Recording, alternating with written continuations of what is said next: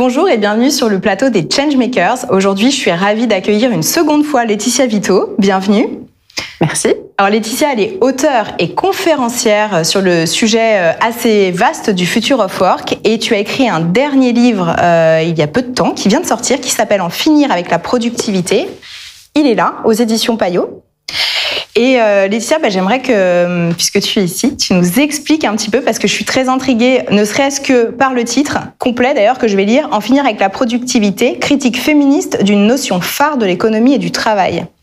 On veut tous être productifs, et toi tu nous dis que finalement, il faut en finir. C'est un petit peu paradoxal a priori, parce qu'on est tous là à cliquer comme des fous sur les articles qui nous promettent les recettes pour être plus productifs et a priori, quand on regarde la définition de la productivité, puisque c'est un ratio de ce que tu produis, la valeur et les ressources que tu engages pour y parvenir. Et donc, si tu peux faire plus avec moins, on est tous gagnants, on a envie de gagner du temps, de gagner en confort, donc on a tous envie d'être plus productifs. En réalité, c'est pas tout à fait l'efficacité que je critique dans mon livre, c'est la manière dont on la conçoit, la mesure, et puis la manière dont la langue de la productivité a envahi nos vies dans tout un tas de dimensions où elle n'aurait pas sa place, avec cette idée que le temps c'est de l'argent, etc., avec cette idée qu'on doit tout optimiser, être efficace dans tout, et où on a même renversé les choses, c'est-à-dire qu'on dort bien pour être productif, on mange bien pour être productif, on est même heureux pour être productif. C'est-à-dire on a complètement renversé les choses, alors que la productivité, ça reste un moyen et pas une fin en soi. Bien dormir, c'est une fin en soi. Bien manger, c'est une fin en soi. Et être heureux, vivre, en fait. Exactement, exactement. Et donc ça, c'est la première critique, parce que ça nous rend tous un peu malades. C'est presque une drogue, et c'est une logique qu'on applique dans nos vies de manière vraiment délétère, et ça cause beaucoup de souffrance. Et puis la deuxième raison, c'est que c'est un indicateur qui a été créé de manière très sexiste. Et en tout cas très défavorable à une majorité de femmes. Et puis la troisième raison, s'il en fallait une troisième, c'est que c'est aussi un indicateur qui a des effets pervers sur l'environnement, la planète, et finalement tout ce qui compte, de toutes les vraies valeurs dans la vie. Oui, donc c'est super intéressant, et au même temps que tu me parles, je transpose ça directement sur le travail. Je me dis, nous on est sans arrêt en train d'essayer de réfléchir, est-ce que nos process sont les bons, comment on peut les raccourcir, comment est-ce qu'on peut être plus productif. C'est un peu la question de fond de chaque action finalement, avant même de démarrer un projet, comment est-ce qu'on le monte pour que ce soit productif, etc. Et donc, est-ce que tu peux m'expliquer en quoi du coup ces process qu'on a, cette manière qui est devenue un peu, comme tu le dis, une manière de vivre finalement qu'on duplique partout, en quoi c'est contre-productif? Alors, pour la planète, je pense qu'effectivement, on a vu vite des dérives. Mais ce qui m'intéresse de creuser, c'est pourquoi ça serait contre-productif pour les femmes et pourquoi, finalement, tu critiques, entre guillemets, une partie de la productivité dans ton livre. Alors, on a tendance on en a fait un indicateur très individuel. Donc, c'est vrai que toi, tu parles là de process ou de productivité globale, auquel cas, on est dans un sujet un peu différent, mais souvent, ça se repose sur des évaluations individuelles, de performance individuelle. On part du principe qu'on est capable de dire qu'un tel est plus productif qu'une telle, ou inversement. Raison, exactement. Et dans certains cas, peut-être que ça l'est, mais souvent, en fait, c'est très biaisé. Par exemple, je te prends le domaine de la vente. On se dit, et c'est vrai, il y a des bons vendeurs et il y a des gens qui sont moins bons vendeurs. C'est indéniable. Mais le problème, c'est que quand tu compares, par exemple, le chiffre d'affaires de deux individus, tu ne juges pas seulement leur capacité à bien vendre, tu juges aussi les dossiers que tu leur as filés au départ, en amont. Et souvent, les derniers entrants ou les personnes en moins bonne position de force, donc souvent beaucoup de femmes, on va leur donner les clients les plus pénibles. Les clients qui chipotent, les clients auxquels il faut envoyer beaucoup plus de mails, et les plus petits comptes, donc le potentiel de chiffre d'affaires est plus réduit. Donc non seulement ça prend plus de temps, mais le potentiel de chiffre d'affaires est plus réduit. Et du coup, la comparaison qu'on fait sur les ventes entre, par exemple, vendeur homme qui a eu les gros comptes et les clients faciles, et vendeuse femme, ça ne compte pas que le talent en fait. Donc la première raison, c'est ça, c'est que déjà en amont, il y a une différence. On fait faire plus de choses aux femmes, et après on dit vous n'avez pas atteint vos objectifs. Deuxième raison, c'est que souvent elles font beaucoup de tâches en plus pour le collectif qui leur font perdre du terrain dans la performance individuelle. Par exemple, tu es avocate, ton objectif c'est de vendre des heures facturées aux clients, mais c'est aussi un cabinet à faire tourner et il faut faire du recrutement en plus de ton travail d'avocate. Donc tu vas regarder les CV pour sélectionner les stagiaires de l'année prochaine et puis faire passer des entretiens. Pendant ce temps, ton collègue homme, alors je dis homme-femme, évidemment c'est pas que homme-femme, mais il y a une grosse différence, il y a des tas d'études qui ont montré que ces tâches-là étaient davantage assumées par des femmes. Et donc on compare 1 an, 2 ans après, on dit tu n'as pas atteint tes objectifs de chiffre d'affaires par rapport à ton collègue. Oui, mais moi j'ai fait des RH, etc. Et donc toutes ces tâches-là, finalement, elles sont pas valorisées, elles sont pas jugées comme productives, alors qu'elles sont au service du collectif. Et elles ont fait tourner le cabinet, elles ont servi à tous. C'était très important d'avoir les stagiaires, c'était très important d'avoir les bons collègues, etc. Mais ça ne compte pas dans cette évaluation individualisée. Et puis, dernière chose, c'est qu'en fait, souvent, on n'est pas capable en fait de dire exactement quel est le mérite le productif de chacun. On les met en concurrence comme si on pouvait, mais en fait, c'est la manière dont on partage l'information dans beaucoup de domaines de services et puis surtout dans l'économie de la connaissance. C'est comment est-ce qu'on va arriver à une idée. On va échanger, tu vas avoir une idée, moi je vais en avoir une autre. On n'est plus capable de dire qui a eu l'idée qui compte le plus. Et c'est la manière dont on collabore et dont on collabore bien, cette espèce de ciment culturel, toutes les infrastructures qui te portent et qui te soutiennent, donc le support, les fonctions support, tout ça, c'est ça qui te rend productif et c'est collectif. Et être capable de dire qui l'est et qui l'est pas, c'est vraiment très difficile. Je sais pas si je peux rajouter encore une petite chose sur la dimension vraiment d'inégalité homme-femme, c'est que en réalité le mérite productif, il reflète un rapport de force existant. Et le rapport de force existant, c'est que les personnes en position de pouvoir, au haut de la hiérarchie, on leur attribue plus de mérite productif simplement parce qu'ils sont plus hauts. Et puis les assistantes, les secrétaires, les fonctions support, et puis ceux qui sont plus en bas dans la hiérarchie, donc plus majoritairement des femmes, parce que le pouvoir est encore largement davantage dans des mains d'hommes, on leur donne moins de mérite productif, indépendamment de leur contribution réelle à la valeur. Donc là aussi, c'est une dimension collective qui est un peu niée. C'est marrant parce que, tu vois, je lisais hier soir, d'ailleurs c'est une amie qui me l'a envoyé, un article sur la grande démission, entre guillemets, mais des femmes managers. Et donc, c'est une étude qui est sortie qui montre qu'en fait, il y a plus de femmes managers qui démissionnent en ce moment. Et ça détaillait, en fait, suite à l'étude, pourquoi elles quittent une entreprise et pourquoi elles cherchent à rentrer dans une autre entreprise. Et en fait, justement, les femmes, avec parfois 20 points d'écart par rapport aux hommes, recherchent un équilibre plus important entre la vie pro et la vie perso. Parce qu'on sait qu'à la maison, elles ont peut-être encore aujourd'hui plus de charges, gestion des enfants, etc.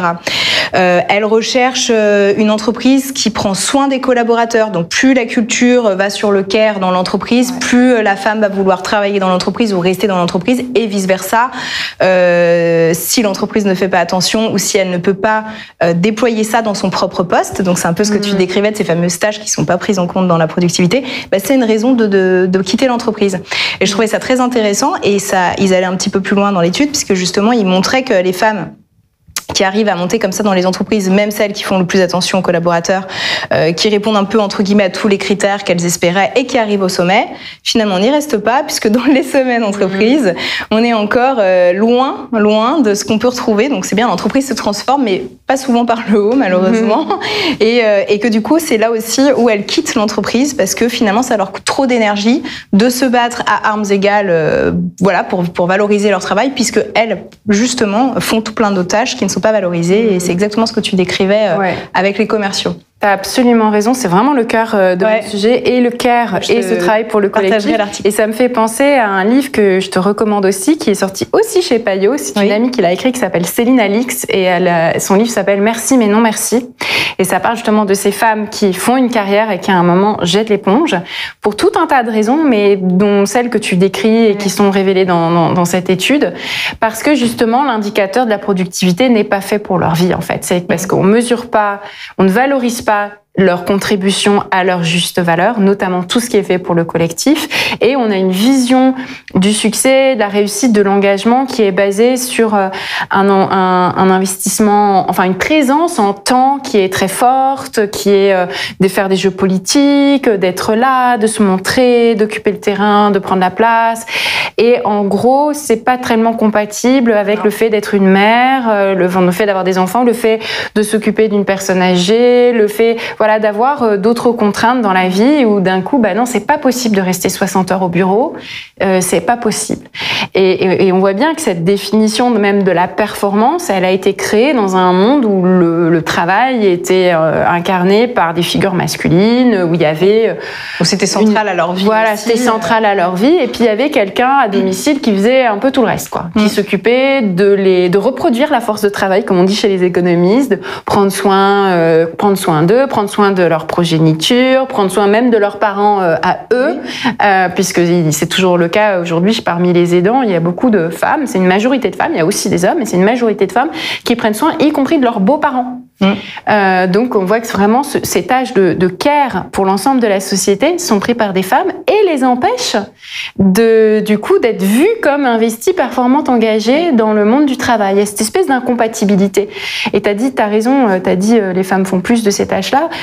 Toutes les études montrent qu'on est autour de 2/3 et ça ne bouge pas vraiment. C'est-à-dire que 2/3 de l'ensemble de ce travail gratuit, de care et autres est assuré par des femmes. Et je vais te dire un chiffre qui va faire mal. Sais-tu quel est le pourcentage ou la proportion de travail payant assuré par les femmes? Ah, c'est une bonne question, ça. De manière agrégée comme ça. Si tu comptes le temps partiel féminin, c'est un tiers. 30%, c'est ça, exactement. Donc 2/3, 1/3, c'est très frappant parce que là, on voit bien qu'il y a une espèce de concurrence. Donc ça veut dire que tout cet édifice conceptuel, d'indicateurs, de définition de la réussite, d'organisation du travail, il est fait sur la base il y a quelqu'un qui s'occupe du care gratuitement et quelqu'un d'autre qui se spécialise en gagner de l'argent. Évidemment, c'est plus quelque chose qui est acceptable dans notre société aujourd'hui. Il faut que les deux soient mieux partagés. Donc ça veut dire globalement, même s'il y a toujours tout un tas d'exceptions, mais globalement, plus d'hommes devraient faire plus de ce travail de care pas forcément rémunéré, et plus de femmes devraient être plus présentes, se libérer du temps pour être plus présentes sur le travail rémunéré. Ça partage déjà un peu plus la richesse entre les deux. Et alors, qu'est-ce qui t'a donné envie d'écrire ce livre?